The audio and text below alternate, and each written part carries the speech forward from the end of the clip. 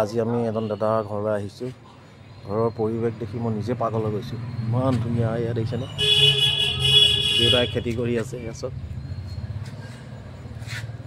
দেউতাই ইমান ধুনীয়াকৈ ৰাখিছে, মানে বুজাব নোৱাৰোঁ। টাউনৰ মাজত যে এনেকুৱা এটা ধুনীয়া পৰিৱেশ থাকিব পাৰে, মই নিজে আচৰিত হৈছোঁ। এয়া তেখেতসকলে এই কাছ দেখিছেনে? এই কাছ চাব দেই।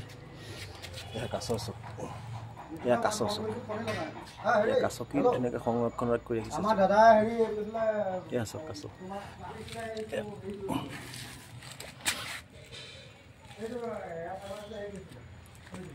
এই দুটি চব, এই দুটি চব কাছ চব।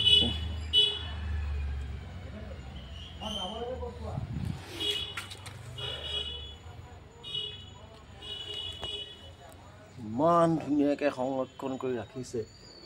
টাউনৰ মাজত নথকা চব্জি, নথকা পাচলি একো নাই, সকলোখিনি ইয়াত খেতি কৰিছে।